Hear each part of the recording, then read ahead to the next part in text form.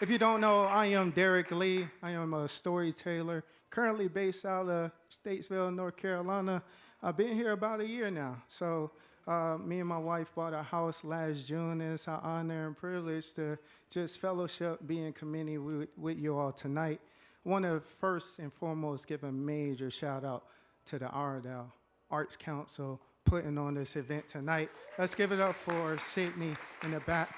And you'll hear more from her a little later today about some amazing opportunities for artists happening both in this county and the neighboring counties as well. For the meantime, I'd like to give y'all a slight introduction for what you're in store for tonight. First and foremost, we have an amazing lineup of nine local artists, local to Statesville and the surrounding area.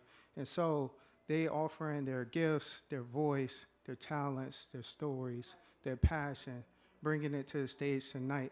With that stated, I'm going to ask us to embody some cultural norms just so tonight runs a little bit smoothly. First thing first, what do y'all typically do at poetry shows? Is there like a common thing?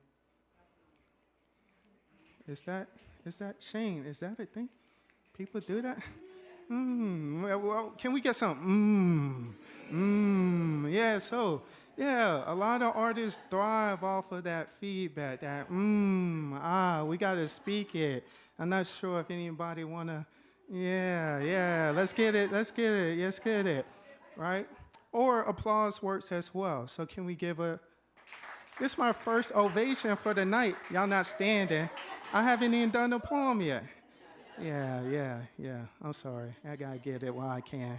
I'm not sure how the rest of the night going to go. But just overall, if we could offer our attention to poets while they're on the stage, it is a courageous act to get on the stage before your peers, your colleagues, sometimes your foes, and say what you have to say before the audience. So if we could mitigate any walking back and forth, specifically while poets are on the stage. There will be a short break in the middle of the show. I get people like me can't sit down for an hour straight, so we've embedded a slight break inside of the middle of the show. Overall, just make sure we're showing our artists some love. Any questions before we get started? Nope? Oh, great. With that stated, I'd like to welcome up our first poet for tonight, first poet of tonight. Now, I haven't known her long at all. As a matter of fact, I've only known her about 15 minutes. But I can tell just by her presence, she's a true darling. She's originally from Washington, D.C., but she's down here to share some of her art with you. More specifically, she recently had a poem published, and she's here to share that with you tonight. Now, one thing you'll hear me say as I go through artist bios is I ask all of the artists, what does seasons change mean to you? Now, for this poet, she said it plainly. We're always changing. Let's give it up for Christy Darling.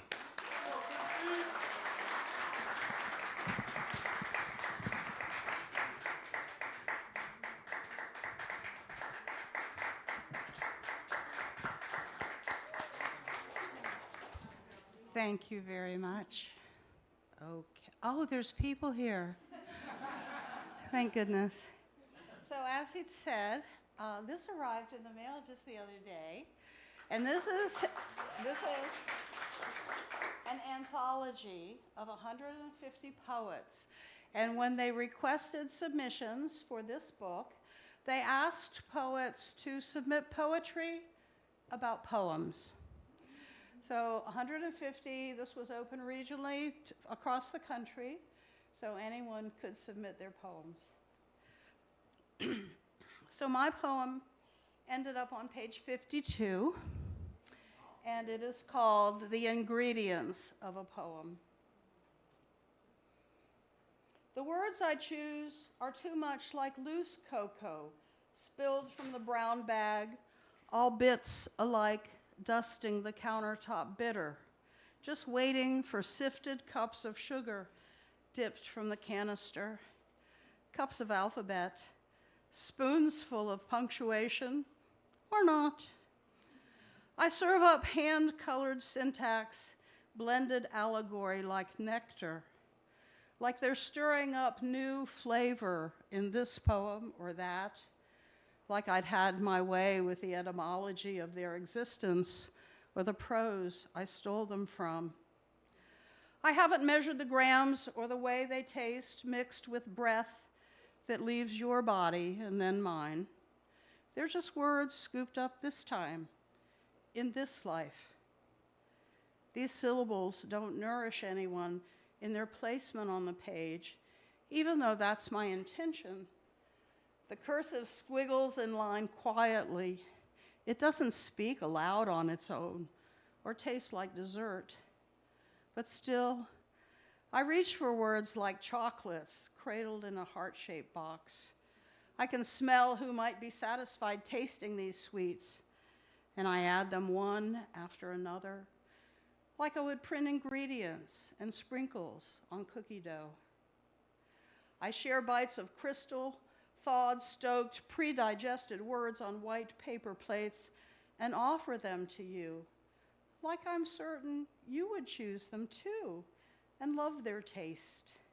The mouthfeel of rhyming and sliding down the throat, the way they dissolve into your fever dreams and swallowings. I figure you'll find them delicious, like I do, and want more. Thank you. Thank you.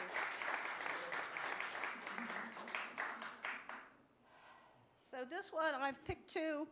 This is the title poem of my first book of poetry, soon to be published sometime in this lifetime. So the name of my next book is called If I Spoke With You, and this poem is called If I Spoke With You. So if I spoke with you now, talked beyond the eye-rolling communication of misremembered fatal feelings, arrowed sharp and cold, poisoned, way beyond the hot injections screamed from our centers and our throats. What if we spoke just one micro piece at a time over the handheld pipe of peace, sharing what we know is true, that we really are just grains of sand on the beach, our facets outnumbering the stars above, plus the muffled planets that can't be heard, and all the suns caught on fire, without a prayer of what could heal us, except perhaps for some speaking now, unbalanced, unflinching, like vibrating higher into each other's eyes, the same iris waves as infinite pairs of humans do each night, struggling just to hear each other.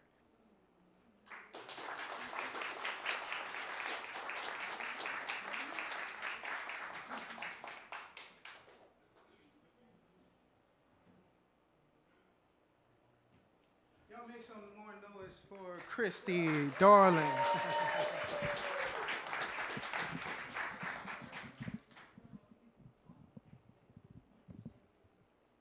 Rolling right into our next artist.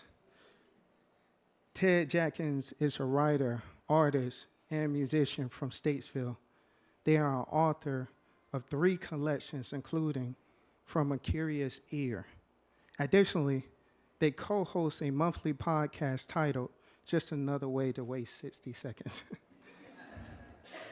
which it is available on YouTube, so be sure and make sure you support Ted. Check that out. Now, for Ted, while summers may equal depression, the fall is the time for creativity, and Ted has opted to schedule time tonight to share their creativity with you. Let's bring up Ted Jackins.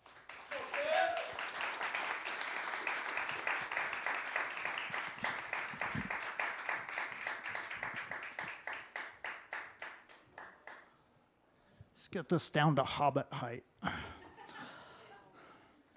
My name is Ted Jackins, and thanks for coming to my TED Talk. Everything I'm reading tonight is from a new book that I have coming out. It actually comes out on Monday called But Did You Die? Which is a question. I've had, a ringer of a last couple of years, just every bad thing that you could possibly go through. And the running joke that I had was, yeah, but did you die? No? Okay then, we're good.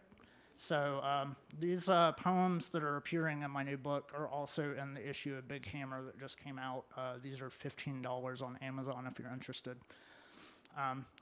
First poem is called Insomniac Blues Slight Return, and it is dedicated to Earl Sweatshirt. Secondhand sunshine crawls through tattered curtains, air thick with dust, ash, and the endless detritus of so many misspent afternoons. Busy whittling words down to razor-sharp turns of phrase, crime scene scenarios, pages torn in half, burning backwards, revealing messages in the clouds, clear as Chinese cookie fortunes, riddles rendered in miniature, coaxing songs out of sonnets.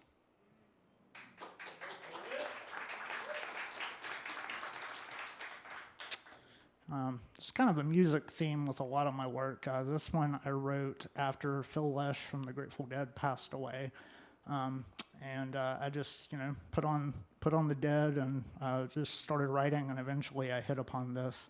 This is called Mind Left Body. Low impulse ebbing ever forward beneath a flurry of notes, carving a path dead center between dueling rhythm devils and crawling crescendos, spiderweb guitars and twinkling piano, my headphones clamped tight, hiding behind a mask of tears. Thank you.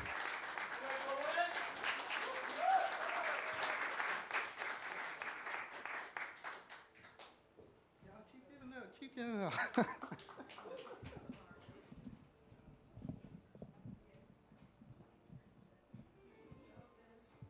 Thank you so much, Ted, for sharing that with us.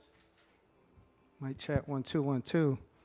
Now, as seasons change, artists specifically might tend to lose their way just a tad bit. I'm sure we all experience it, but some seasons are particularly harder than others. And our next artist was no different. For a while, she actually decided to step away from writing. However, it was her grandmother who helped her find a love for writing. And recently, her grandmother passed away. And she made a promise to her grandmother that she would keep her passion going, keep her commitment to writing.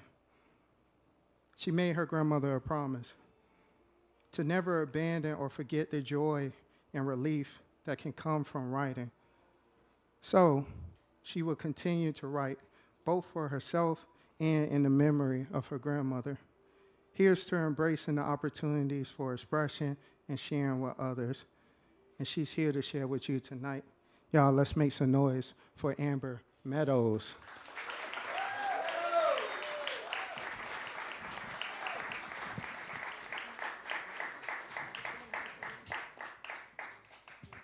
Hi, everybody. Thank you for such a warm welcome. Everyone's been so nice to speak with tonight. My mom's mom, my mama, she did pass away, and she was a very vibrant person. So the first poem is in memory of her, and her name was Sheila Ann. I see you in amber. It's sunny haze on a warm day, the way I feel when you say my name. Some basked in your light while we laid in your love, warmed by your radiance, bound by your grace like a glove, always leaving sun-kissed, feeling homely tipsy, prayer protected, not a stomach left empty, not a soul parched, how fullness is a blessing, now a blessing apart. The flare has dimmed, its warmth fading away. Here I search for what's not mine to keep, so let me paint a picture of the person that I seek. You're yellow, like wildflowers in deep summer, who radiate with life, not scared of sight, claiming your attention, demanding sunlight, bold in creation, loud in design, unashamed by their multitude, core memory derived, The center of daisies, their burst so bright. Pollen coating, love spreading, a gift to share, charging no fare. Your aura is bold, a soft sunrise over foggy mountain skies.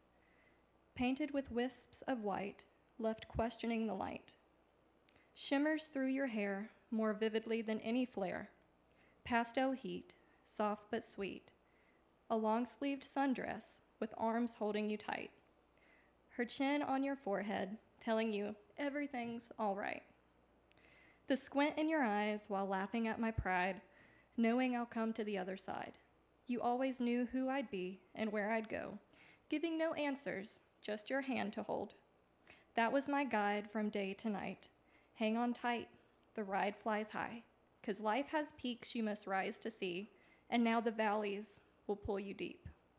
Take my hand, I'll steer you through. I've been in these trenches, I know the rules. You learn through doing, and with me, doing you'll do. One day you'll come to realize life is about the ones you can hold on to. This is my gift to you. My lessons are not shallow, my teachings root you deep. There's storms coming your way with no shelters that you seek. You must weather the blows and pray through the skies. Here you'll become fortified. Like a stark strike, embrace the change. Understand the pain of seasons change. Be brave, you'll fight to stay upright.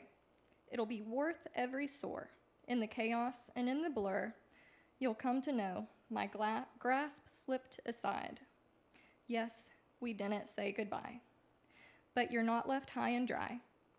Rather tossing in the wind, life's nature will make you sound.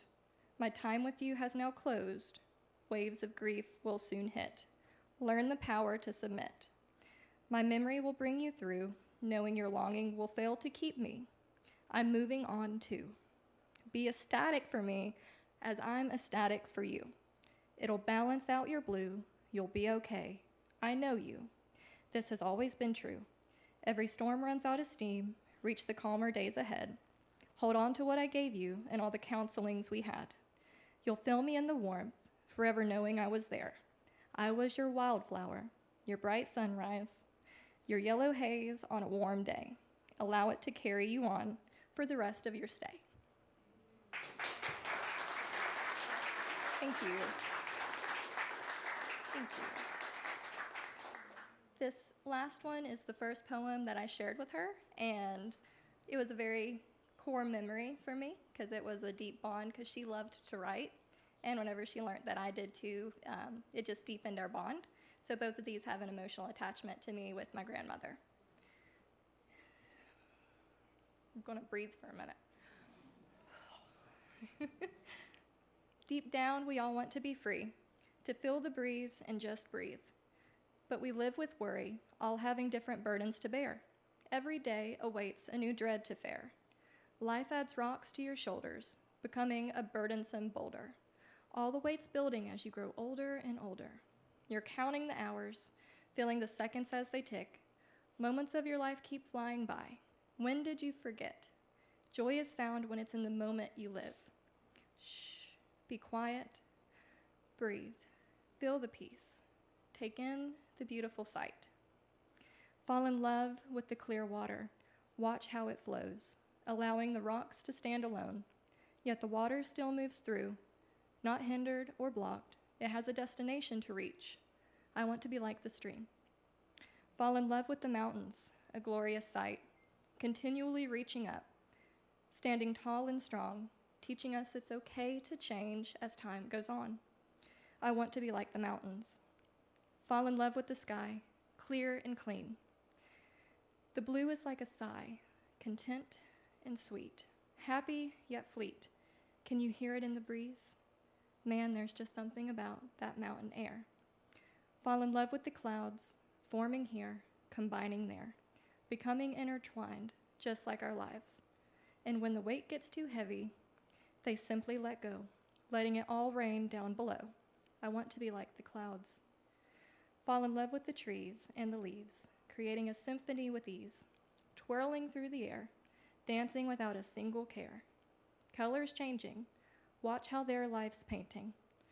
The leaves are let loose to be, while their trees stand there to see, that their leaves might also fall, but they also soar. I want to be like the trees and the leaves. This place takes my family's worries away, carries them downstream. Memories and stories galore spark around the campfire.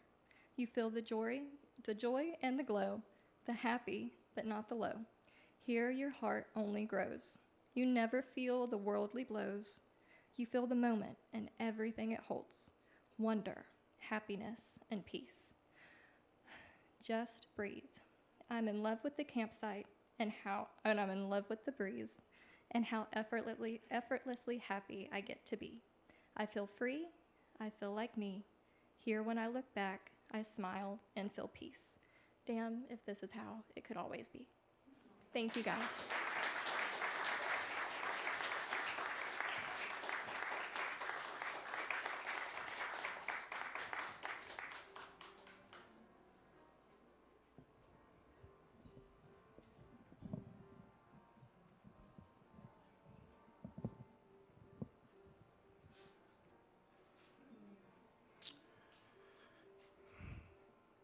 It's always impactful, like how people, older generations specifically, impact our journeys along the way. Almost like necessitates us creating time to make those connections across generations. I'm sure there's someone like that for everybody in this room. And if you don't mind, I would like to offer a moment of silence, just a quick 30-minute moment of silence.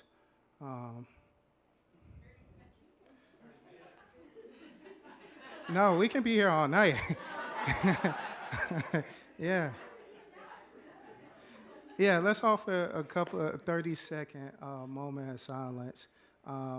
In your personal time, just offer space to reflect on those individuals who have helped you along the way.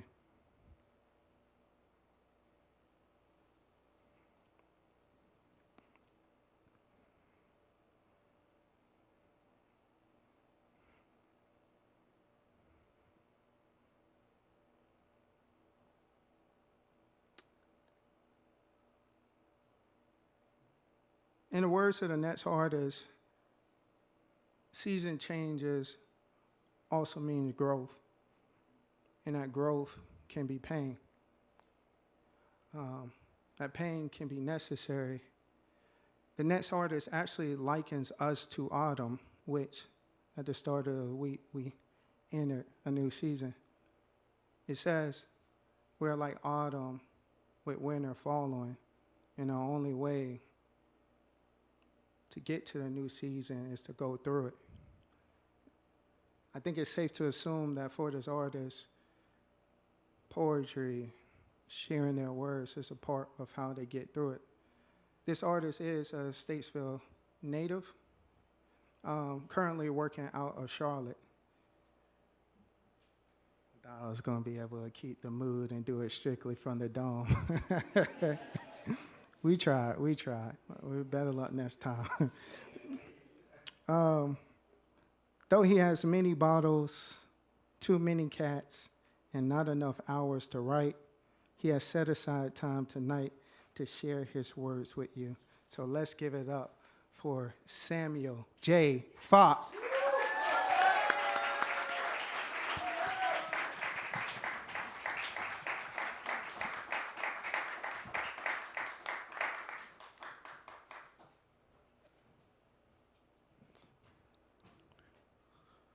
Hope everyone's doing good tonight. So I wrote a poem last year, and this is a follow-up poem to that. This is 1 year later, and it's for Sam Bowles. I called your phone the other day to see if someone had been given your number. Disconnected dial tone. I still remember seeing your name on the screen and believing that there was still time to call you back and I get an earful.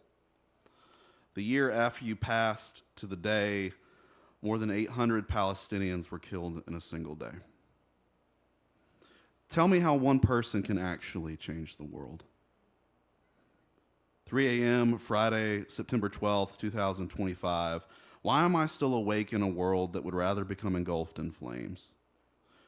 There are some days I want to say your name, but instead what comes out is just a breath, an unmentioned wind, part of God belittling me for not having the courage to speak it. Your surviving wife just posted on Instagram. She's doing well. 1 a.m., August 10th, 2024, I am dozing off with a cigarette in my right hand on the apartment balcony that we'd eventually forfeit. All I can dream about is the time you drunkenly found 2 of our friends on the sidewalk unconscious. You were arrested for caring too much and getting in the way. You had to make sure that they were alive. I come to and there's a hint of alcohol somewhere on the wind's breath. You never did tell me the secret you said you had about being a man, about being brave, about using that 15 seconds of courage we talked about to change our own life. I don't think I'll ever discover it, as I'm too busy shoveling dirt over caskets. My friends keep employing me as their pallbearer instead of bestowing me with their trust. 10 p.m., June 5th, 2024, I break a wine glass and nick myself by accident. I search for iodine swabs but find kosher salt instead. I consider it. Maybe I would feel something on accident. I don't think I'll ignore a friend's phone call ever again. I don't want to lose anyone else.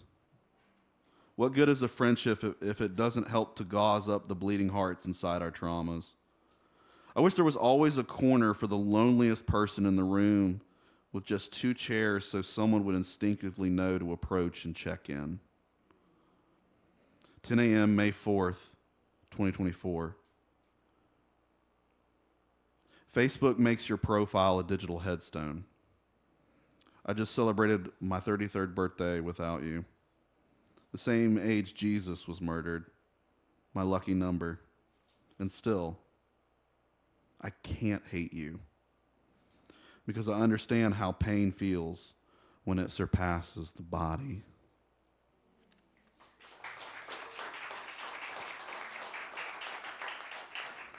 And this is my last poem. So this is in the same style, but it's like a fragmented poem. So this is titled Fragments Found Among a Broken American Dream. I wish I were not a badge of tender surrender or my friends' flags of anticlimactic triumph. You know, in another life, America, you were never free, only overconfident in your polished shackles. This is not a pillow fight. There is not a blanket fort in sight. This is America. Insert gunshots and bullhorn here. This is where the dream pretends to be alive. A mouthful of gauze, a handful of smoke, a heart full of snare drums marching. When did it come to this? Me or us, a target, shaped silhouette, hiding behind complicity. The internment, the roundup, the speeches, the charismatic red-faced bigot, it all feels entirely routine. History repeating the same old song and dance. America, I promise you, I will free up both lungs the next time I visit with tyranny. America, I promise you, if you insert hope and doves here, I will make of it an arc and float over all the bodies and all the murders among all the reasons to have made of you a country. But here am I, queer without any American dream assigned to me except the one in which I am burned and dragged by chains behind a truck through the desert. Don't even talk to me about how God hates me. I don't think he does. But I think the people who follow him blindly through the fires of their own hatred do. And I can and will not change my heart, for the bane of the body is desire. The boon of desire, the body. I remember where I was in 2015. I was leaving everything behind, even my chains, to return to a town where my queer little heart would blossom like a carnation on the graves of anyone that had helped me become who I was. A wind-chapped man singing a national anthem. A cowboy hat on the head of a dead migrant, a gun hidden in the waistband of Joe Schmo who claims the laminated paper in his wallet makes him into a patriot. America, I was wed by rabbis on a rainy day near a golf course and a flagpole bearing the stars and stripes. I love my wife. However, it doesn't make me any less queer, any less suspect. I was kicked out of a synagogue because someone stalked my online footprint, measured it, and determined that I, being bisexual, was not worthy of heaven. But in my defense, who, if any of us, are worthy of heaven at all? America, when did you submit to the romance, the shame of being fettered? A body, queer or otherwise, will forever be political within the confines of a love poem. The poem is more often an epitaph, sometimes the last words before the firing squad. I would know, America, because you've made it clear not to write this or any other poem. But in my persecution, America, we cherish the recycled logic of fighting fire by scorching what good is left to save. This is when I begin to believe that heaven isn't a place, America. It's a state elsewhere from here, and we haven't figured out how to travel freely between it and now, if only not to bomb it. Reciprocity isn't coming. Clasp the brick in your fist and remember to be brave once it's left your hand. And do not be mistaken. This is a love poem to all the reasons I'm still fighting to stay alive.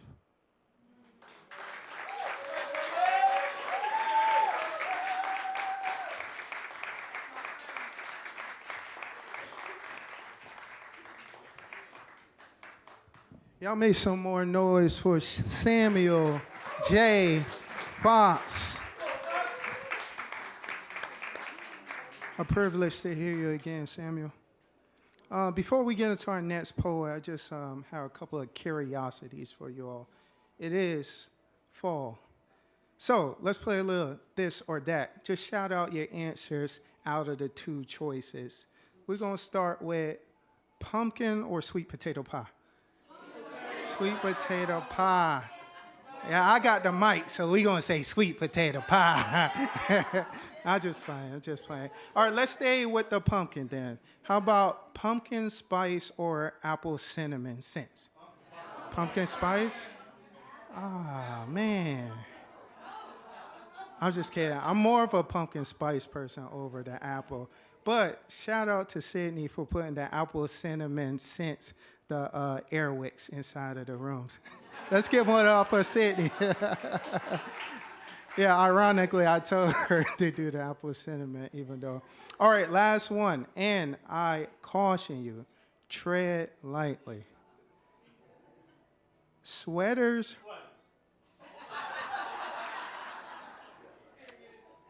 You know, sweaters or hoodies? Sweaters. Hoodies. Yeah, we can go ahead and wrap this up, Sydney. We can close it. If you don't know, I released a book called Hoodie Season that embodies this season that we're in right now. Speaking of seasons, according to his next artist, this season isn't just necessarily about leaves falling and changes, but it comes ahead of the bloom as well as we make that transition to spring.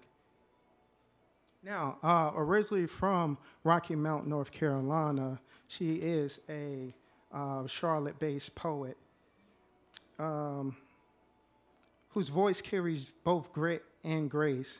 Tonight, she continues her pursuit, allowing her work to speak for the unseen and the unheard, turning personal battles into universal truths. Please, please, please join me in welcoming Be Poetic.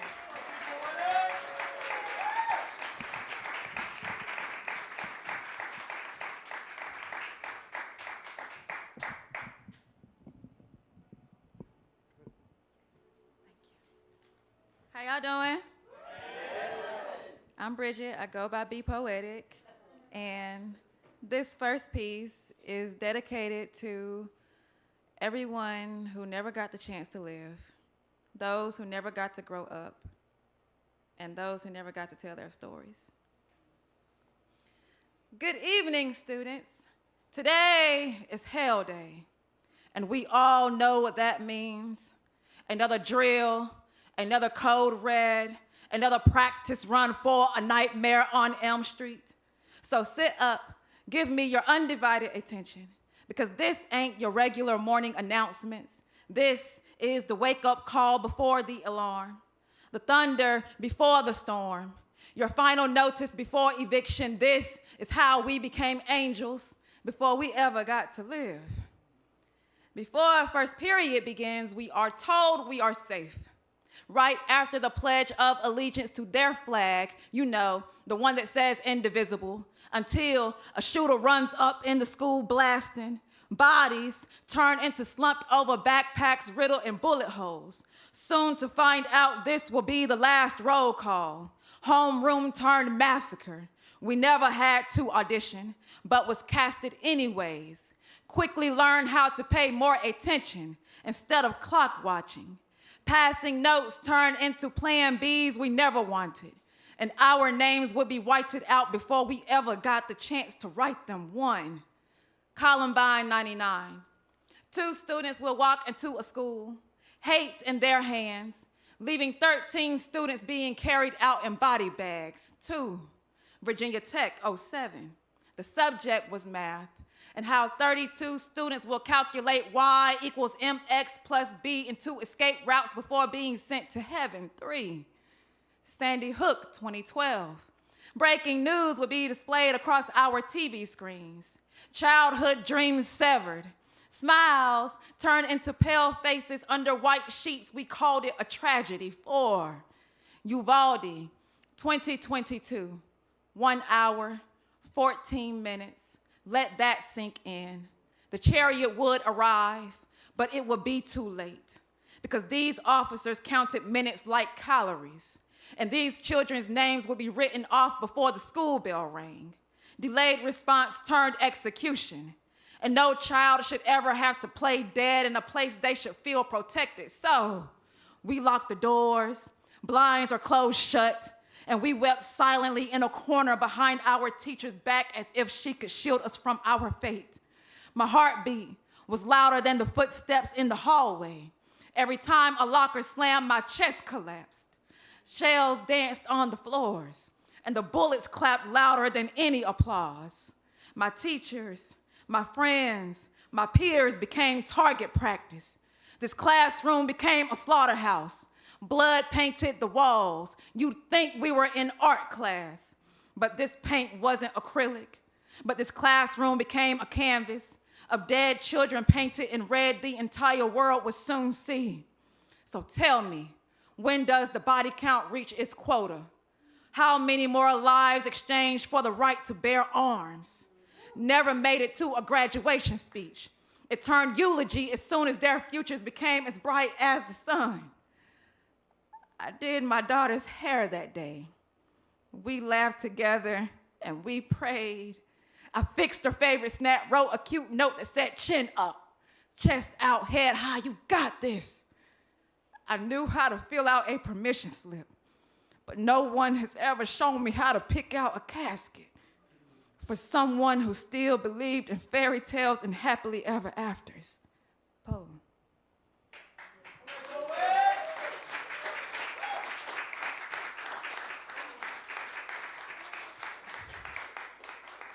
Thank y'all.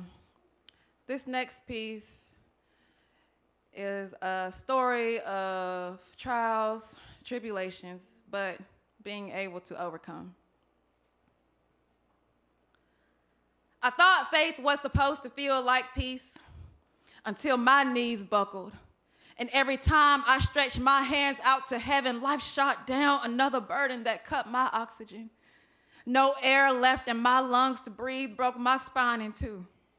Tasted the blood of unanswered prayers on my tongue, my thoughts turned into a game, and the devil never missed his shot. 6 months into this year, and it was feeling like hell. Seems like my scales have forgotten how to tip toward grace. You see, the bills stacked up like the same odds that were against me and showed no mercy. Depression knocked on my front door and made my house his home. Anxiety strapped up her heels and marched on my chest like a riot that would never end. My hallelujahs bent all out of shape. I screamed them, and heaven still pretended not to hear. My praise turned into a white flag on the battlefield. And here I am, staring down a pill bottle at 6 a.m., pleading with my own reflection to please fight back. And I wonder, how do I supposed to keep breathing when every breath feels borrowed? How am I supposed to keep fighting when life constantly hits me with a KO? I no longer recognize myself. See, I used to wear joy on my face like Sunday's best.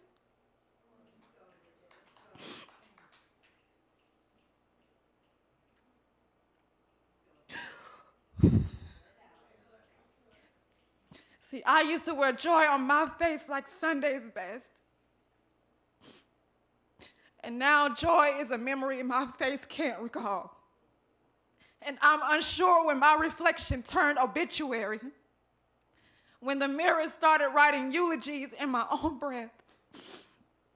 When I started surviving more than living, but I stumbled across a scripture. Psalms 121, verse 1-2 that says, I will lift up my eyes to the hills from which comes my help. So I looked, eyes heavy like levee, vengeance swelling all in my chest, rage all in my thoughts. I asked, why me? A voice whispered back and said, why not you? You were built for this. See, I knew your name before you ever knew who you was, a champion, built for chaos. Said you were meant to walk through the fire without smelling the smoke. Said to sit at his right hand and let me make footstools out of what tried to bury you, in every piece of shade that was thrown would be my shelter. Said vengeance was never mine but his, and I didn't need to sit across the board because he'd already called checkmate. You see, even in the valley, he was my beacon of hope. Said to trust God with all my heart and let him handle this storm. And as for me, I'll show them what survival wrapped in glory looks like. The true definition of never folding under pressure. To keep my head up, my crown upright, in a cemetery full of doubt, and just like that phoenix, I rose from the ashes and called it resurrection.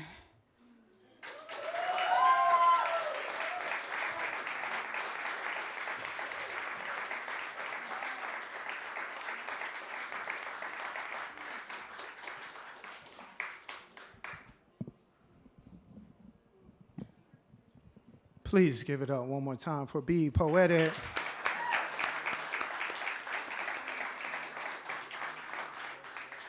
You know, within the storms, those seasons where you go through storms, and be challenging to keep a hold of that joy. And more importantly, we need people around us that comfort us or bring such a positive energy. I don't know this next poet personally, but thus far they've been someone you can feel their energy through an email or a text message, right? And based off her name, it's evident that she proudly represents her home. She's hails from the islands of Trinidad and Tobago. Now, for her, seasons change means growth. To officially bloom into the talented flower you are born to be. You are entering into a new season in life when you have officially shed the small gigs and start positioning yourself for the big stage. Tonight, she continues to operate in her passion to all the world with her words of inspiration. Let's give it up. Let's give a warm welcome to Trinilicious.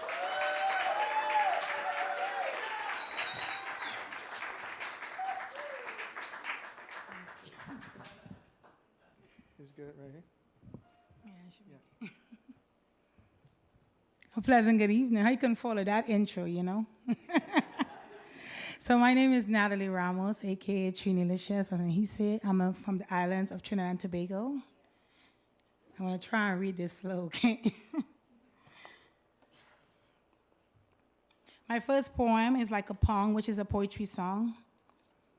And it's called I Think He's the One. You ever found that guy or girl and you think that's the one, and even though you see all those flaws, you still ignore it because you want them to be the one, and it just ain't. So let's see how this goes. Loving you is easy cause you, whoa, slow down, sister. Close your eyes and just breathe. And for once in your life, please allow yourself to heal.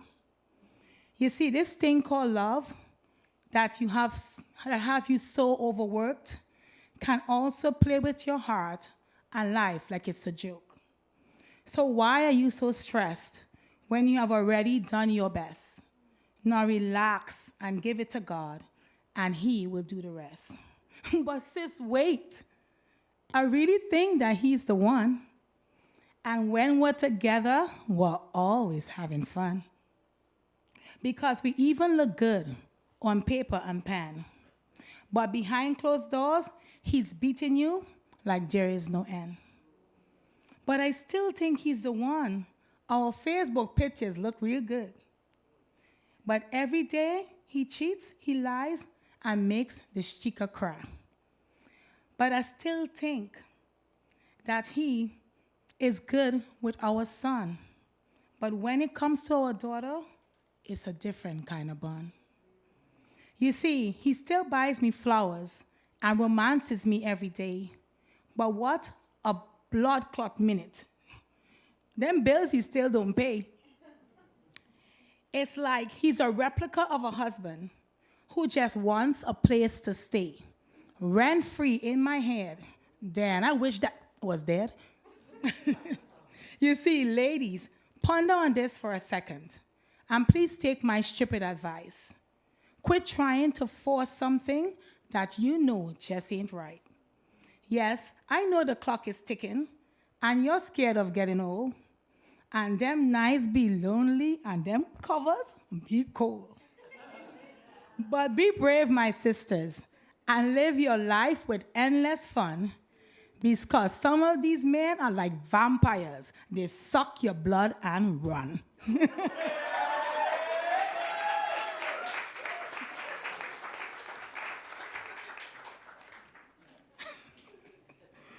I gotta stop laughing so much. Oh my God. It's so good to see each and every one.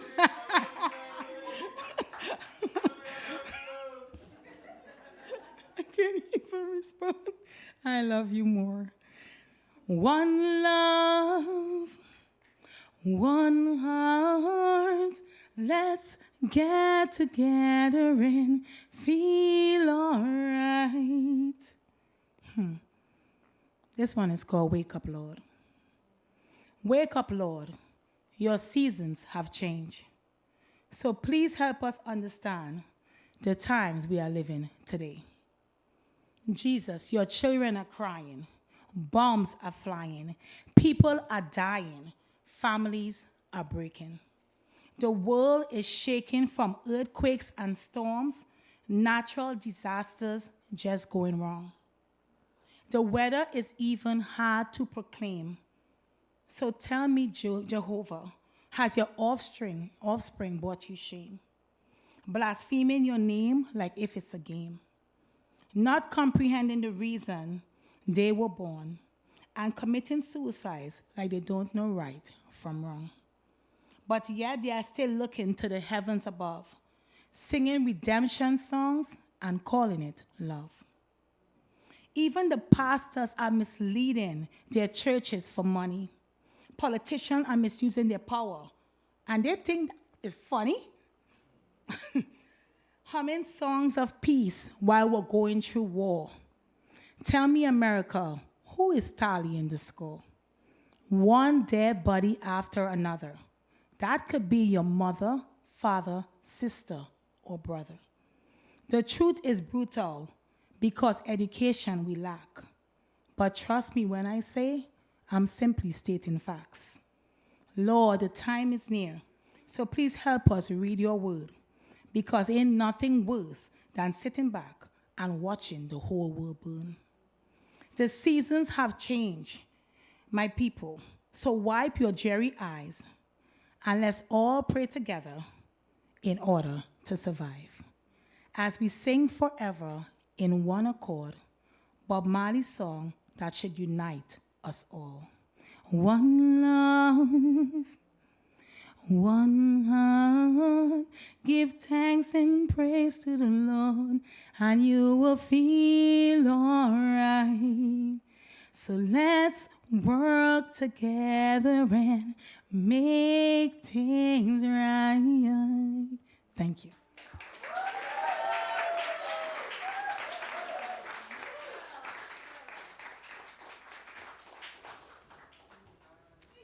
Keep it going for Trini Licious. Ooh, thank you all so much. You've been a wonderful crowd thus far. Now it is time where we're going to take a short 5-minute break. Just an opportunity to grab some refreshments. If you need to run to a restroom, I would suggest you sprint. Nonetheless, so if you're looking at your time, we'll anticipate around 8:26, making our way back here. Lastly, I know it can be kind of hard to talk to strangers and invite, so I encourage you to engage with the question that I sent the artist before. When you think about season changes, what does it mean to you? Encourage you to meet a new face, and we'll start that break right now.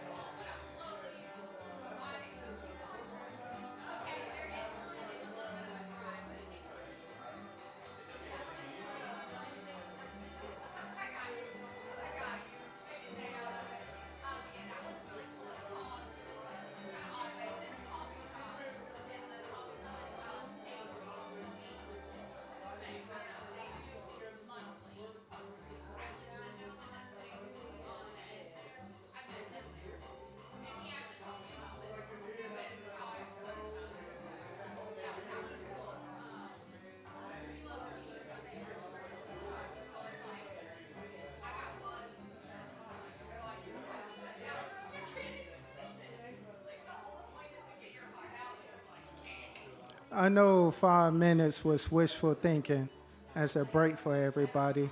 But if you see your friend, help them, usher them back in.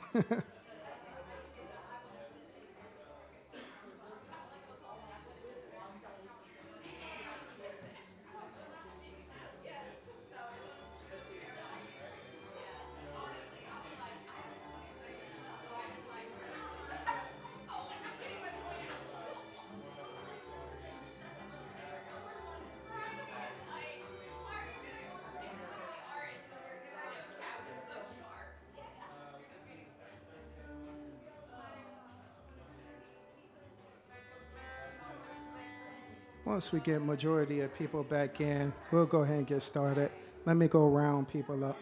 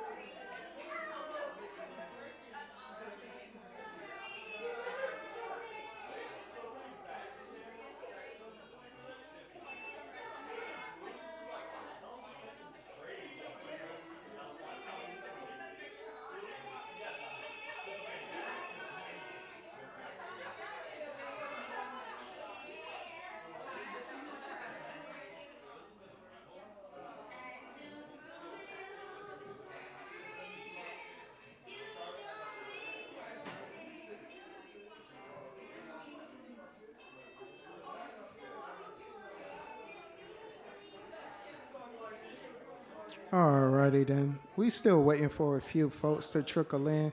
So if you see them in the doorway, just go ahead and wave them over. Go ahead and wave them over. Go ahead and throw the rope.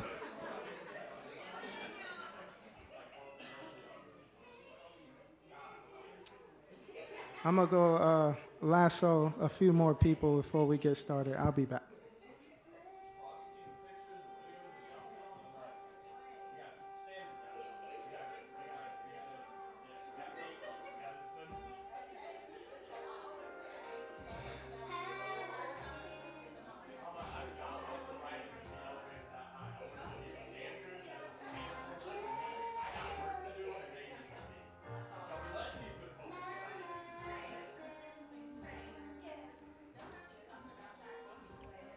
Alrighty then. Welcome back, y'all. We're ready for part 2 of tonight's show. Prior to us welcoming up our next artist, would like to give an opportunity to Sydney, who is the Executive Director of the Iredell Arts Council. She'll be sharing a few words about some opportunities and upcoming events happening with the Arts Council. So can you join me in welcoming Sydney?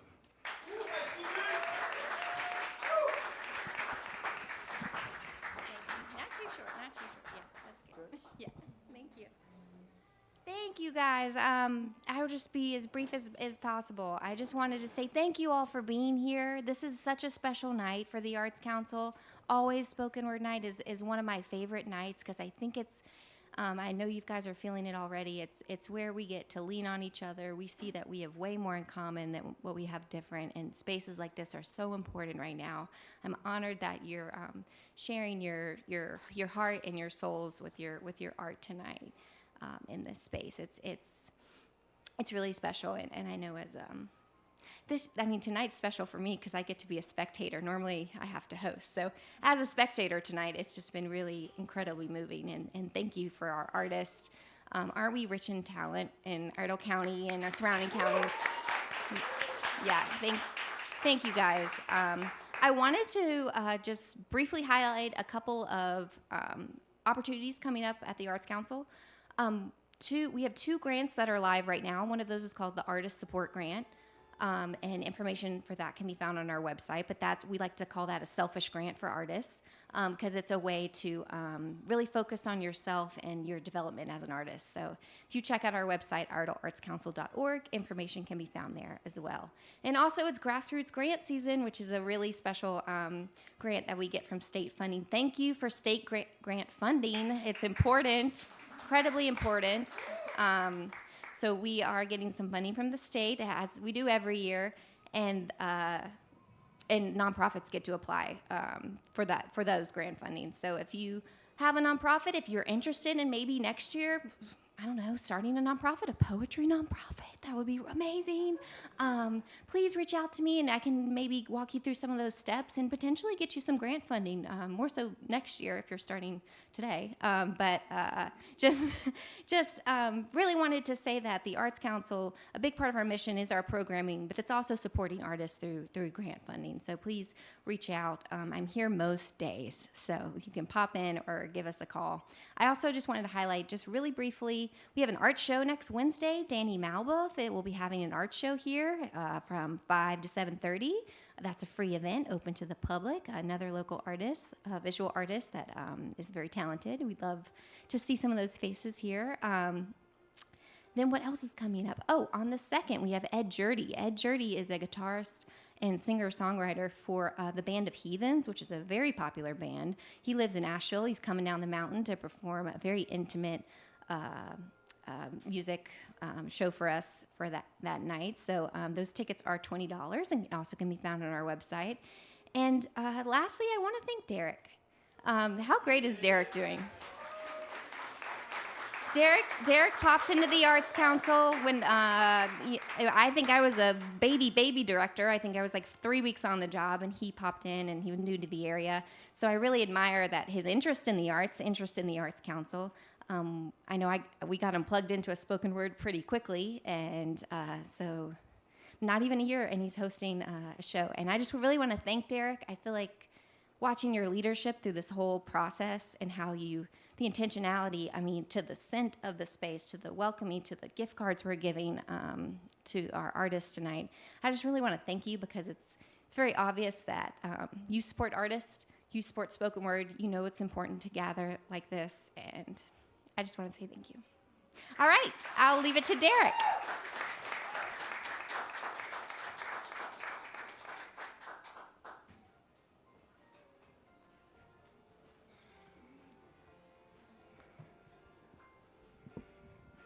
I don't know if I can go up and down those stairs too many more times. Got my knees popping while coming up the stairs.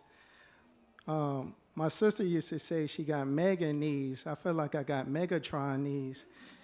I hate that I have to put WD-40 on my knees just to get out of the bed. Just to think that these the same knees as a kid. We used to jump off of roofs and hit stick each other playing football in the field and stuff. I really miss those days on the playground. You know, the play set. Our bodies became pendulums.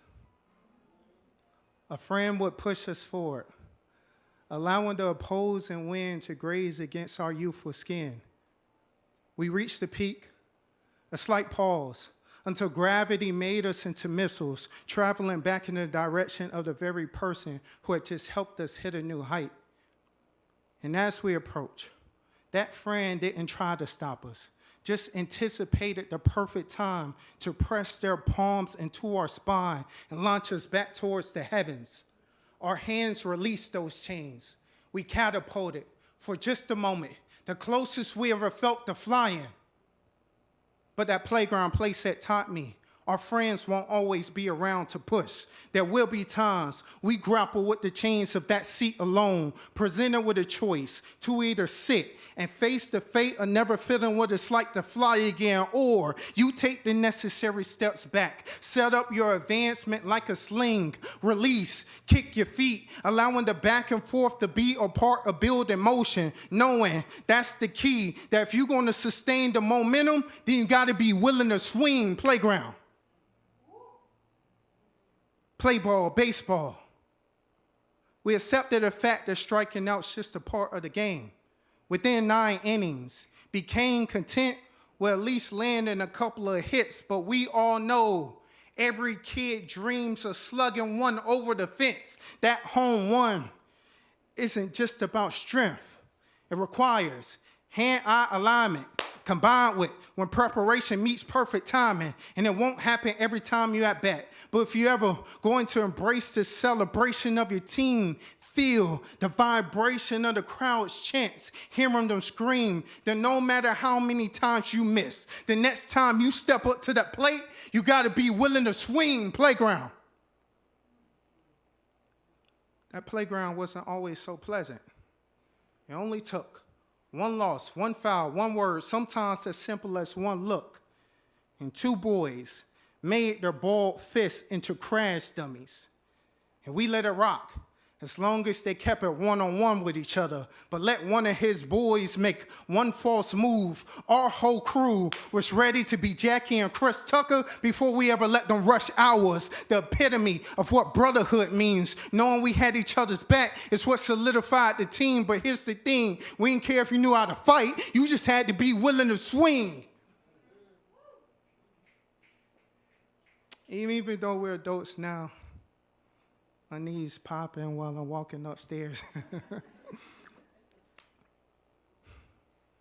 I've learned that those lessons from the playground still apply to today. Whether it's that dream, that career, a relationship, if it's worth fighting for, even if you don't know how, you gotta be willing to swing. Thank y'all.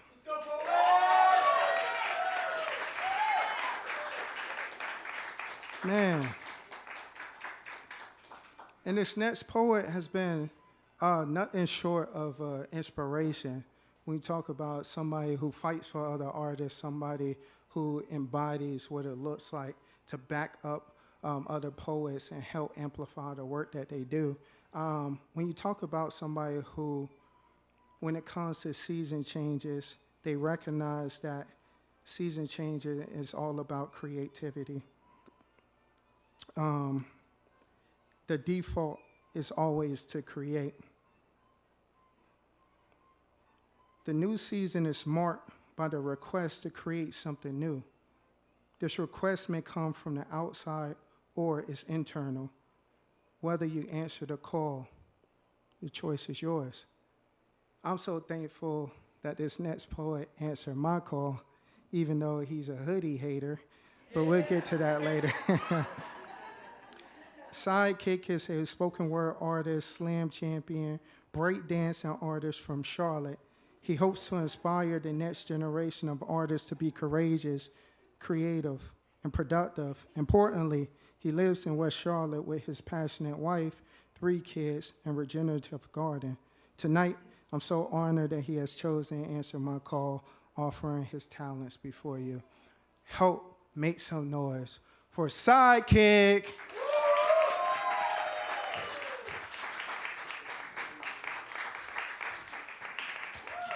Ladies and gentlemen, boys and girls, girlish boys, boyish girls, Sade, Sade.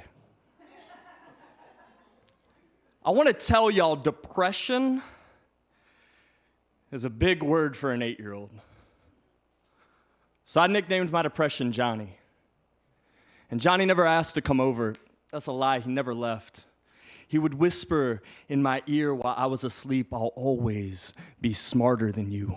I first met Johnny at my grandmother's funeral. He screamed at me through her smoke black eyes. He wasn't there to console me, just control me. His hands on me in a way that no one could see. In between hugs and kisses, he would say, I'll always be smarter than you. I first met Nissa. Dark hair, dark eyes, and a smile made of spiders. I wonder who she liked more, Johnny or me. She'd say hi. I'd hear girls like strong men with wide shoulders. She'd say, you can sit with me. I'd hear you have a glass heart, and I have a hammer for a tongue. Let me kiss you broken. Johnny'd say, tag, you're it, and we'd be off running. I got my first job when I was 14. The manager said I was a hard worker. Johnny said I didn't have the brains for much else. Said I told you so when I spilled a bucket of paint. The counter read like my risk could be if I'd let him take control. So I got some wood and I built a box to keep Johnny in. I called that box citalopram, called it Percocets, called it doctor visits. Johnny would knuckle knock my box of pills with questions like, is there any reason at all that you can think of to be happy? Is this where you thought you'd be at 35? Do you really think a barefoot, dirty hippie says anything worth listening to? You think this world is beautiful just because you say so? I bet you didn't even notice that you're holding that gun bottle. Is there any reason that you can think of at all that I shouldn't cock this trigger and have you take a shot? Put it to your head, mouth, click, drink away the sadness. I thought the pills made me faster. I thought the alcohol made me smarter. On my worst days, he'd confiscate my identity until I did something about it. I stopped running, and I started living. Every day I go to work, breathe, see my wife live, hug my daughter, breathe, kiss my son, live. Johnny hates me a little more, and I love it. When I walk into rooms like this one, arms wide to feel every heartbeat in the room, all he can do is wait outside, so forgive me if I start hugging strangers tonight. It's just that your arms look like barricades I know he can't move. They feel like mountains that I know he can't pass. Your arms look like mine. And you look like me. Like maybe you've got a Johnny of your own. I have hung up my running shoes, hung up my living blues. I quit chasing death like it's a destination that I'm in a rush to get to. I know that if I speak these words and give you the ingredients of a poem, the hammer might be too big for the questions to drop like, but you're still alive, right? You could calcify my grandmother's joy in amber and hold it in my heart for a moment. I want to learn to be poetic even in the midst of my hell, like a fox hanging lightning bolts from my ears and a halo over my head like it's a digital tombstone. I want to learn how to swing even in the midst of this playground, knowing that this is not just a home or a house. There is a whole manor which we can live in and be together in. And I know it's not Johnny, y'all. It's just depression. But I don't have time for his questions when I'm too busy with a cowboy hat and a blood-sucking warning. Too much life in front of me.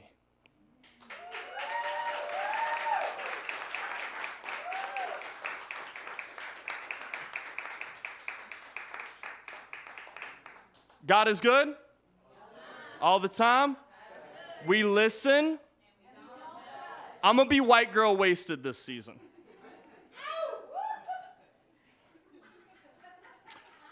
Which means I want to drink Brittany's sacrament. While singing the OMG Psalms, I want to learn to pray in the language of so fetch. Ladies and gentlemen, this fall, I am laying to rest the Temu Shia LaBeouf look, and I am introducing Sidekick, my baddie season. I want to fall all day, every day, okay? I want to get Lululemon's leggings, Starbucks, and some kind of sweet treat, because I earned it. On my way to therapy with melancholy humming in my thermos, Doc, I don't want the blues to stop. I want to know the name of this beautiful ache. I am cuffing seasonal depression. I want to fall with my wife dressed in high boots and the ghost of Han Solo, a vision cast against the Everest of leaves we built to watch our daughter explode into an avalanche of giggles, a seismic joy event. I want a pumpkin spice anointing over everything. Even the whitey tighties beneath my blue jeans. Because real men wear pink. And awesome men stand on front porches with a foot on a gourd, wearing cowboy boots and screaming shotgun reports, becoming the period to the end of the sentence of this silence. And that might not be the way white women get down. But cut me some slack. This is my first season as a baddie.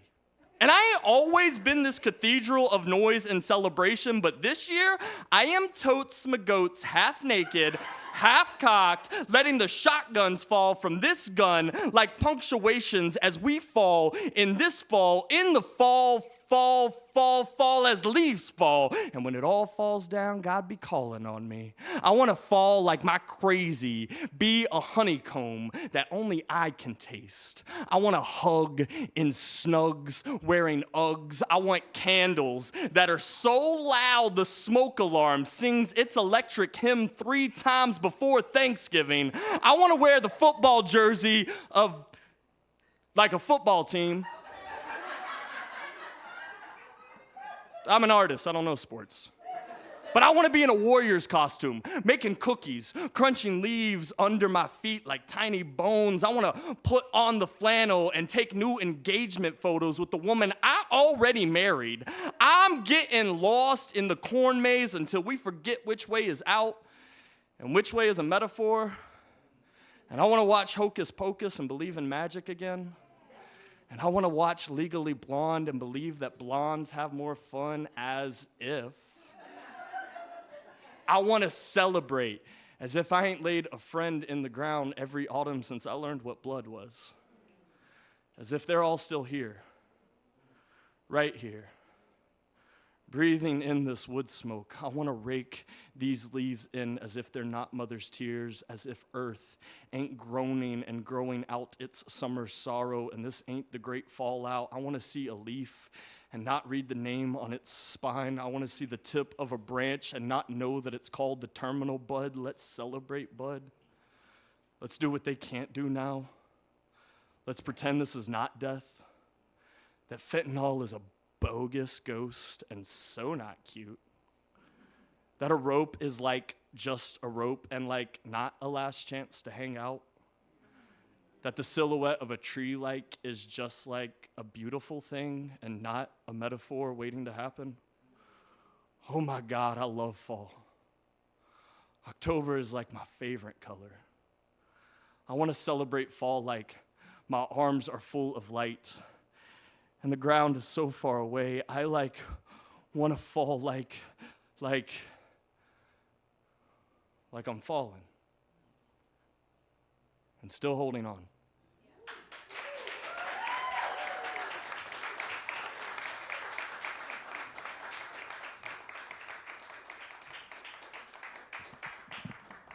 Y'all, please continue to give it up for Sidekick.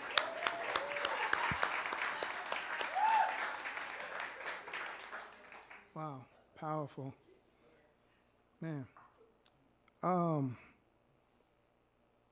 This next poet, I actually just want to go off script a little bit because when I first moved specifically to the Charlotte region, I was originally in Gastonia, so on that other side. And this poet right here was one of the first poets to help me integrate into the spoken word scene just in this region. And I've said it earlier, and I will continue to say it. It's really important to have people who support you along the way, especially as the seasons change. Moving to this region was me entering a new season in life. More specifically, if y'all enjoyed the poem that I transitioned to earlier, she was the poetry coach that helped me get that poem out, gave me some notes. So Shane Maynard is a, where we at? Our next artist is a poetry coach, educator, visual artist, TEDx keynote speaker, trauma-informed care instructor, and national spoken word poet based in Charlotte metro region. She is also the founder of Guerrilla Poets, a nonprofit art collective, and the founder of the National Poetry Month Summit, an online summit that connects and supports poets all across the United States. I want to give an opportunity right now for y'all to join me in welcoming Shane Maynard.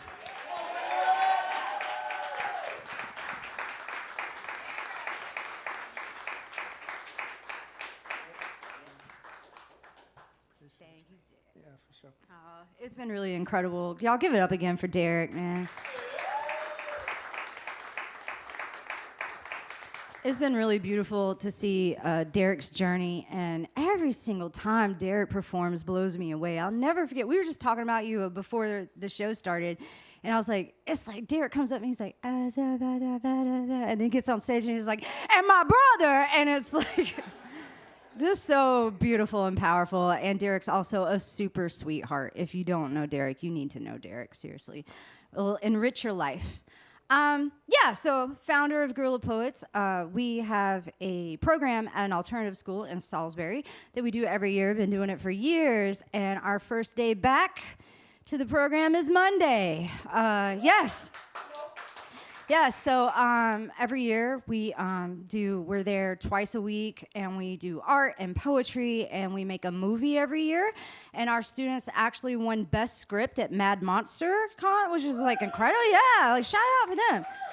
Nothing but a prayer and lots of sugar. So shout out to them. I want to do this first piece in honor of them because it's their poem, and it's also about the TED Talk. So yeah, here we go.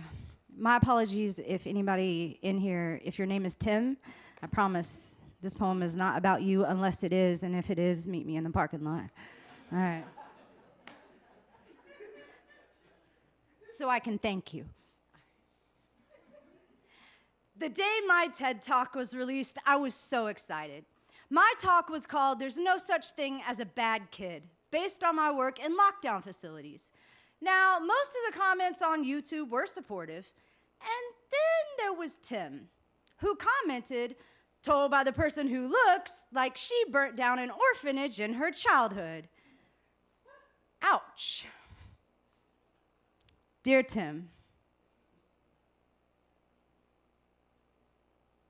how did you find out? What gave it away?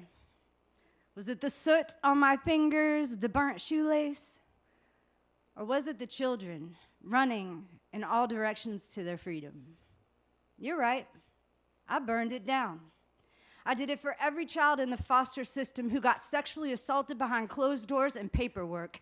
Children who were told their trauma wasn't valid enough for violent outbursts. Teens, my own students, who cut off ankle bracelet monitors to break out the group home because they weren't safe enough. So I showed up on the front porch, my voice a torch, my tongue a pitchfork, to show them how bright a heart could burn, how love can break bricks down and infiltrate oppressive systems, how the flicker of passion can backdraft a building into belief and hope. What you think I did the talk for? What was I supposed to look like, Tim? Polished, perfect hair and skin? Like I wasn't supposed to come out the flames of hell with no split ends? Don't you know that judgments are reserved for those privileged enough to have never seen horror? Don't you know that knights in shining armor are liars who have never seen battle? It's the warriors with dented metal you want fighting for your honor. Tim, I'm sorry. I'm sorry I didn't make it to your childhood in time to burn it down for you. didn't stop the shadows from staining your eyes with defense mechanisms to protect the little boy who slumbers within them. But honey, now that you know what a hero looks like, maybe you could become one of them. Tim, there's so many orphanages, and I only got so many matches I could strike at once. Maybe you could sit down your judgments, pick up a flame, and find your purpose. There's too many kids who need us. On average, a child is abused every 10 seconds. Y'all, so far in this poem alone, there's already been 12 of them.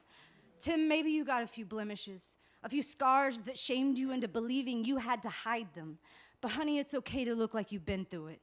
How else are little soldiers supposed to find the medics? Tim, I got enough love to gift you a box of matches, to uncurl my fistful of ashes and hold the hand of your inner child.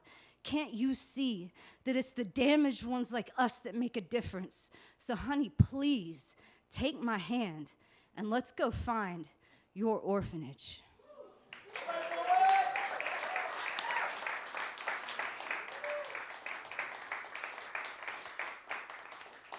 Shout out to my students and shout out to Tim because that poem's been paying me in checks ever since his little comment. So now all I can do is thank him. So I hope you're all right wherever you are, Tim. He deleted his comment, by the way. Just saying. I debated on what to do for the second one, but I figured I'd pull an oldie out. Ooh, from the old. Blow the dust off of it. Hold on. All right. Thank you. If anyone in here was a part of the No Kings protest, can you please just raise your hand if you were? Thank you. Thank you. Yes, thank you. I posted this. This is an old poem, which, Lord, we've heard that from poets. Like, damn, how long we gotta keep saying the same shit? Ugh. You know. This is an old poem, but I posted it that day, and I want to do it again. So here we go. If you want to sling rocks at giants, make sure there is a volcano in your sling, slung at an arc big enough to make the degree. Sing sign language to deaf angels. Wake the sky up so you can wake up. Before you grow gills and adapt to the pressure gauge you're being held in. Whatever that's towering over you with its gravel knuckles scraping your spine, crack your back up straight and heave your armor downward. You don't need it now. It will never be courageous as the nerve endings of your own skin. You can take it. This, I promise. So split every stitched orifice, Orpheus. Eurydice's death is in every lover's eye, where the iris is the river that is running out of time. So you take her hand in the pupil's pulpit, and you bring us all back to life. There aren't strings strong enough to hold the notes, so you break them till it snaps the vocal cords in your throat.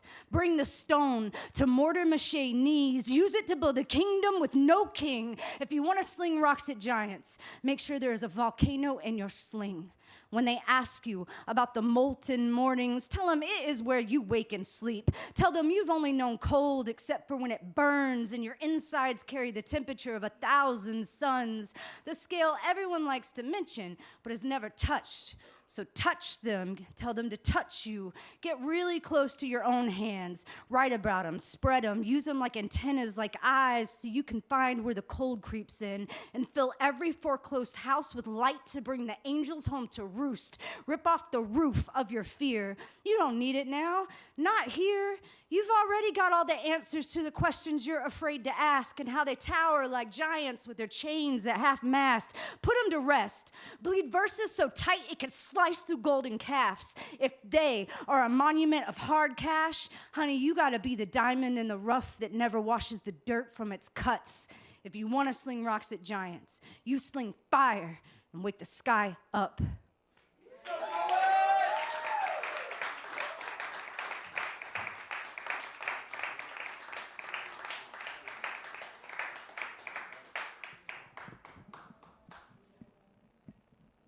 Y'all give it up again for Shane Maynard.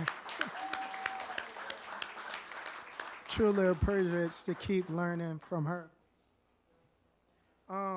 Speaking of privilege, I learned when you got the microphone, then you get to exercise your stage privilege. I don't want to put pressure on this next poet, but I will say, because I have no idea what they're planning to do tonight, But when I first heard them back in February, I was just in awe of how they merged both singing and poetry. So no pressure, no pressure, no pressure if that's not what you're planning to do. And we'll just have to have another show dedicated to you so they can hear the fullness. However, the next poet is truly a light, truly sunshine, otherwise stated radiant. Um, Her writing reflects the seasons of life. She knows she's entering a new season when the poetry releases resistance and embraces change. Art begets life, life begets arts. Through her work, the radiant poet explores themes of identity, love, and human connection, drawing inspiration from personal experiences and everyday life. She intertwines vivid metaphors into verse that seeks to ground us in the void of human existence. Y'all join me in welcoming the radiant poet.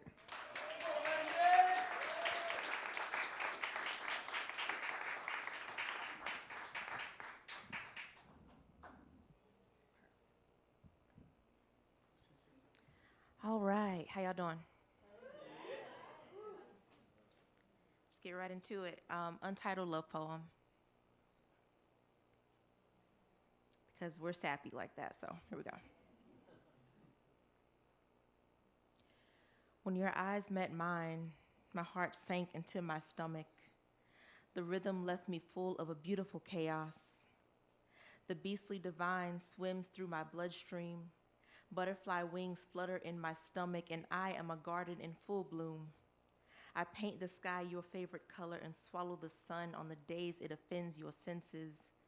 Solar flares erupt and burn me from the inside out, and I call it a daily sacrifice. When your love resurrects me and heals my wounds, it holds my gaze until I memorize the honey brown sanctuary locked behind your eyelids. You smile, and the moon rests in envy. Your teeth illuminate my world, and the shadows are just shadows, not a metaphor for trauma or lonely or emptiness. There is no simile comparable to my heart racing on the days you speak my name. The syllables cradle my need to exist beyond the metronome, and we build home into a mosaic. All these broken pieces learning to mend, and I thank those before me who fumbled your heart into my hands, where you were unlearning hurricane tongues and drowning in technicolor storms that swarmed your lungs. My love, you are a golden sunset, and I sit under the sky just to feel your warmth and pray into the silence. Conversations between my heart and God, a universal language encompasses my fear of losing you. Irrational thoughts trapped between synapses and amen. Trickle the distance from brain to mouth, and my lips are open to pour out I love you in a million ways of giving. You reassure my aching, and the memory of heartbreak exists as mere happenstance. And every morning is a new chance at building this home birthed from mothers with hollow wombs who raised the dead into chrysanthemum ghosts. And for once, everything was good. And I will write you love letters on the days you feel unworthy of words. My pen echoes your whispered woes and praise for living amongst dying things. And today, I dream of you with eyes wide open and palms facing the sky, counting down the moments until you return safely into arms made to cradle your body into safety. I see you beyond the empty of pretty and into a beautiful mind the canvas can't contain. My love, let us continue to walk this earth unafraid. And when it hurts, just hold my gaze, and I promise to never let go.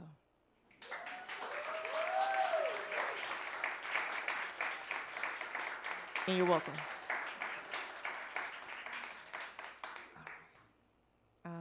This is also untitled because why do we title things, you know? It sounds like more work. All right.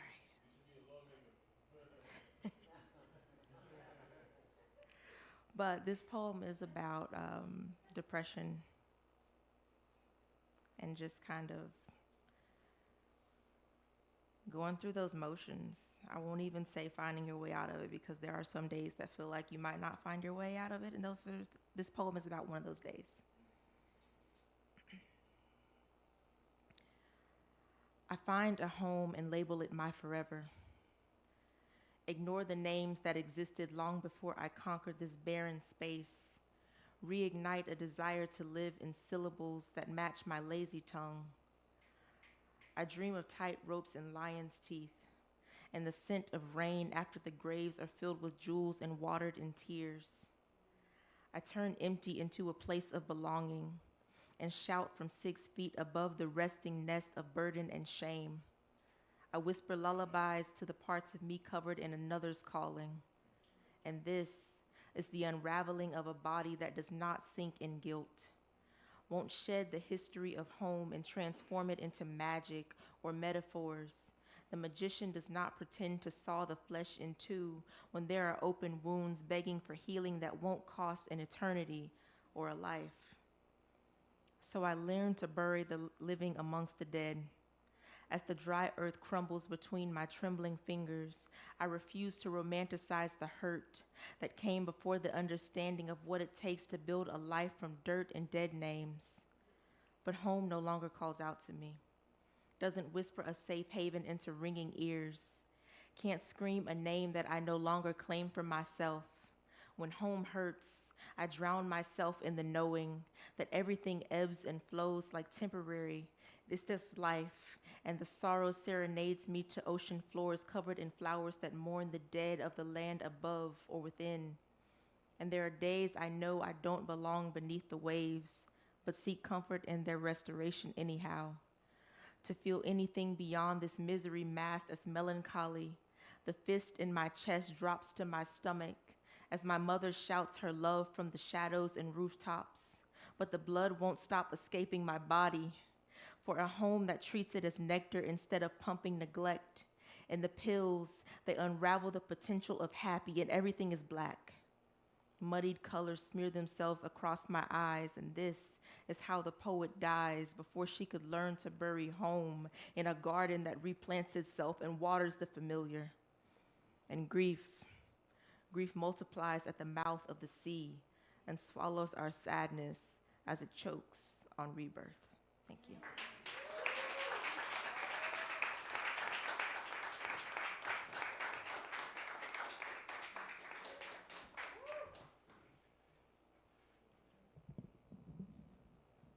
Y'all give it up one more time for the radiant poet.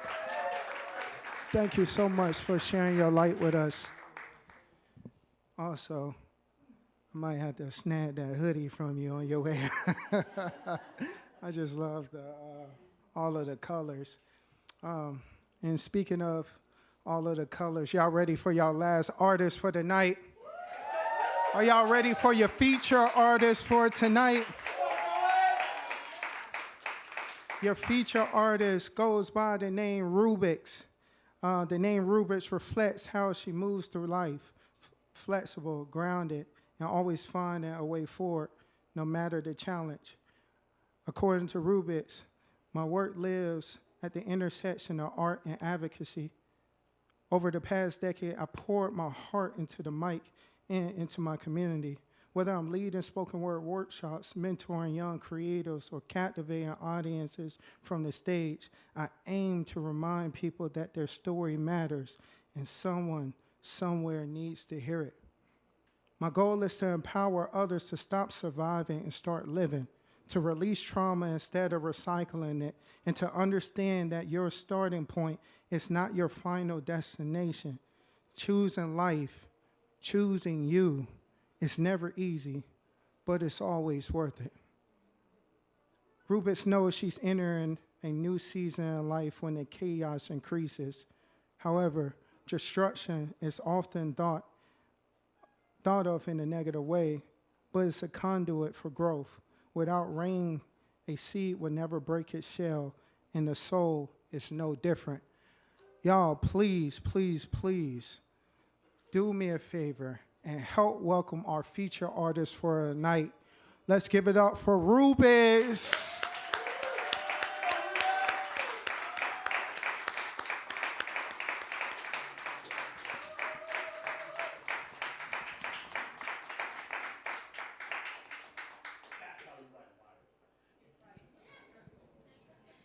ain't know he stole all that, y'all.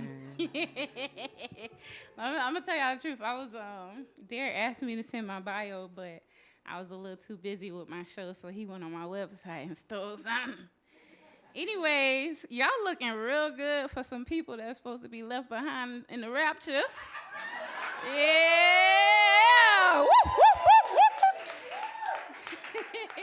I wasn't supposed to say that because I told myself I wasn't going to make no more jokes about the end of the world because the last time I made a joke, y'all remember we were supposed to die last year with the eclipse? I caught myself being funny. I made a little jokey joke. Next thing you know, I ended up in the hospital in the ambulance. Yeah, I made a joke about the end of the world. It was almost the end of me, okay? But anyway, it was such a momentous moment. I really decided to change my life and break up with my ex-boyfriend, because I'm like, life is short. I mean, I almost died. I might as well live with a purpose, right?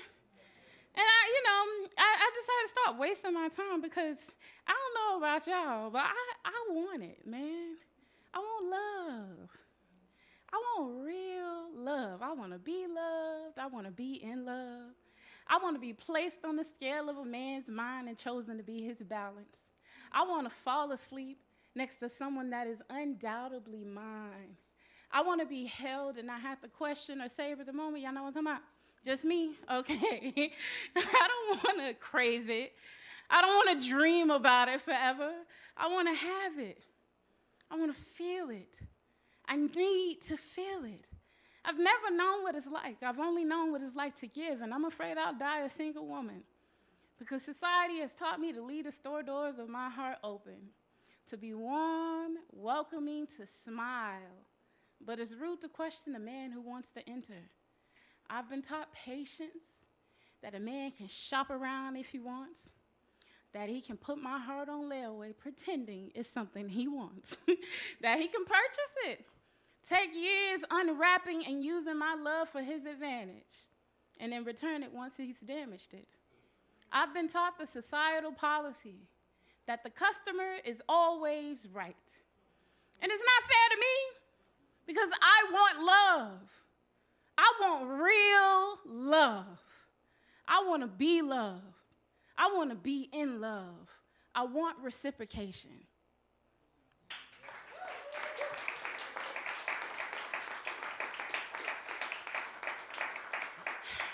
Now, I'm going to speak for myself because I know we got a couple people in the room who don't want to be honest about it. So I'm going to just speak for myself, and y'all can just say, real loud if you agree. Got it? Let's test it out. So I realized that I have a problem because I wanted love real bad that I was willing to be desperate. Some of y'all ain't loud enough. I see y'all giggling though. And I broke up with my ex-boyfriend because it was like I have to figure out my why. And I don't have the time to tell y'all all my whys. Okay, we'll save that for, that's 32 years, okay? But one of the reasons was I didn't love myself. And I kept trying to figure out, why? Why am I always struggling to love myself? And, in those dark moments that you have by yourself that you don't tell nobody, you order extra DoorDash with the extra dessert. I had to come to terms with myself and realize there's a lot of things in childhood that happened that have impacted how I feel about myself and how I see myself. So anyway, we're gonna skip all the sad parts. Let's have a little fun. Now, from the last time I did this, somebody was like, "Well, I wanted to say the other side." So I'm gonna just say this. I'm gonna separate y'all inside, but you say what you want. It's a free country, okay? All right. So left side, we're gonna say Jello. Y'all got it? On two, 1, 2. Now, y'all know we had a show. Put a little oomph in it. One more time. 1, 2. All right. Right side, y'all ready? It's alive. 1, 2. 1, 2. It's alive. Y'all don't have to be as sharp as I am. I know my voice is a little squeaky. We're going to put them together. You don't have to stay on any side. You just say the whole thing if you would like to. Jello. It's alive. One more time. Jello. lost 76 pounds. I no longer need seatbelt extenders on airplanes. I can sit in the chairs without my thighs spilling over the armrest and cross my legs. My cycles are regulated again. My mega knees are kicking in. I've gone from 4X to extra, extra large, but for some reason, I can't see the changes. Apparently, it's called phantom fat, a form of body dysmorphic disorder when the obese version of you haunts you in a mirror. When you've been bullied into carrying a weight that isn't yours. It's the reason being proud of my weight loss feels like I'm pinning joy onto fragile fabric. Jelllo. It's alive. You know, before I learned my first cross stitch, I learned how to suck my stomach in. My neighbor, Miss Diane, taught me. She wanted me to have this denim jumpsuit that was a tad bit too small, so she said, girl, you better suck that big old belly in, and so I did. She zipped me up snug like a secret I wasn't ready to keep, smiled like she'd mended something broken, like I should be grateful for being stuffed into something that wasn't made for me in the first place. Jelllo. Diane may not know it, but I never breathed right the same again. That denim coffin became my first real patchwork, a template for how to shape myself into acceptability. Trim along the lines, cut the excess, bind the edges, and I wish I was fat the first time they called me fat. Maybe their words wouldn't have seemed ripped their way into my confidence. I wasn't fat then, just a cotton plant in production, just growing, just another kid that still liked fruit snacks, but I had to learn quickly, fat is not a word, it's a verdict. A sentence I'm convicted to carry out before my body even catches up to the charge. A double stitch of shame looped to fray the very thread of me, and now I wear an extra, extra large shirt, but I still buy a 4X as a safety pin because I can't see the changes. And when that shirt needs tailoring, I don't cut off the excess. My mind is still sewn into the side of the cloth that no longer serves me. Weaving in your compliments is proof that I belong in this body, because losing weight has unraveled me and began winding the bobbin of a body I've never known. I can't even tell you when I stopped being able to recognize myself, but I'm sure it had to be between that stupid Jelllo jingle kids used to tease me about and the stiff seams of Diane's breathtaking denim jumpsuit. That had to be when I started to believe that love had weight limits, that affection is earned in the absence of width, that joy comes only after the hemming, after the pleats are pressed, after I overcast every loose edge and I swallow myself like the jingle of this poem so I can finally fit into your version of enough. Jelllo, it's alive.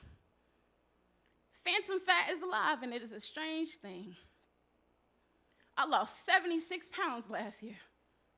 I now wear an extra, extra large shirt, but I still buy a 4X as a thimble because I can't see the changes. I was bullied into carrying a weight that wasn't mine for so long that it bonded with my destiny. And now it haunts me in the mirror, long after I've lost it.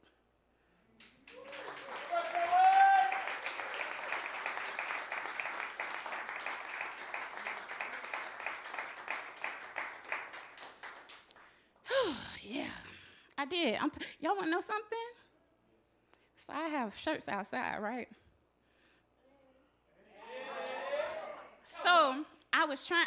It's only $25. That's almost free. Yeah, you know what I'm saying? So I was trying on a shirt last week, and guess what size it was? It was an extra large.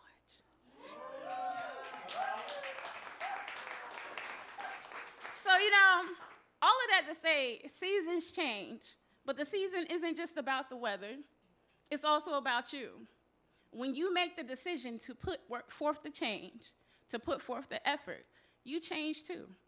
Seasons changing doesn't mean that it's always going to be hard. It doesn't mean that it's always going to be pleasant, but it doesn't have to stay the same. You don't have to stay stuck in the same cycles. You can choose today. You can choose right now. You can choose tomorrow or in 10 years, but that's your choice. And I made mine. I made my choice to leave Florida. I made my choice to break up with my stupid ex-boyfriend. I made my choice to get on this stage again and find the love within myself. But I didn't do it by myself. So y'all remember that time I told y'all I almost died? A fun fact is that I had just gotten baptized like the day before. I really had no business telling that joke because you know what they say, once you choose God, they be waiting outside the door. They be like, the weapons ain't gonna prosper, but the weapons be there. They be there, and them weapons was there. But I chose God for myself, not because I was forced to do so, but I chose it because I needed it. And it's been the best thing popping. I ain't perfect, but I'm here. Thankfully, I'm not where I used to be. I'm not stuck nowhere. I'm not stuck with anybody. I'm stuck with God, and that's the best place to be, ain't it? And I don't know, sometimes I'll be wondering, I'm like, God, why he did? I don't know why he did it. I don't know why he did it, but I do thank God that I was born on fire, that my body be ablaze. Every time they try to water me down, I just turn boil. I make water go poof, I turn lightning. You can play in the water if you want to. I'm the conductor, honey. Everything I touch can go boom. I turn steam. Now, which one of y'all said you want some of this smoke? I be the dragon glass from Dragonstone. You can't take them dainty diamonds to war, baby. I'm bound to get it popping like it's Casterly Rock. There was a time when people tried to keep me in the pit. They did their best to snuff me out, to smother the oxygen out of my lungs, to dampen my spark. And I ain't ashamed to admit that for a while it worked. Yes, they abused me. They doubted me. They gave up on me. I lost my own self in the ashes. I gave up on me. There were some nights all I had to hold on to was Psalm 18, and I begged God to keep my lamp burning. God, please turn my darkness into light, and he told me, when you spend so much time in the darkness, you ain't got no choice but to look inside and see that you are the light. So now I tell them, I already served my time with darkness. Now I don't give them no choice but to see this light or see the light. Meet this match or meet their maker. You know, they always want to blame the fire. But when have you ever seen the fire start itself? I'm not the cause, baby. I'm the reaction. And this is just my revenge. This is years of contained energy meant to move that never disappeared. When they turned their backs on me, it really fueled up my potential. I've gone kinetic now. I'm a wildfire, untamable. I'm free, a hellraiser, a trailblazer. Because I learned regardless of my circumstances, all heat rises. I am ignition. I am boundless. I am power. I am light. There is methanol flickering in my soul. So take it personal when I say, I never needed near one of y'all to tell me I'm fire anyway. I've been getting my Daenerys Targaryen on in the womb.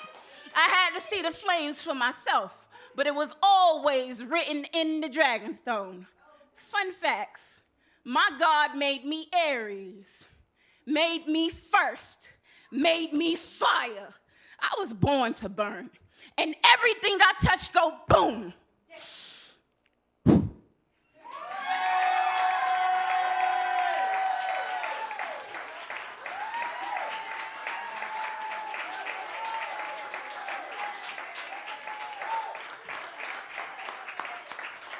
Y'all keep it going for Rubens. Woo, woo, woo, woo.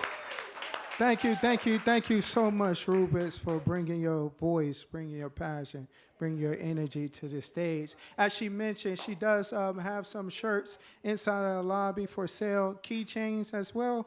And so be sure to check her out on the way out. If you enjoy all of the artists tonight, say yeah. Let's give them a round of applause.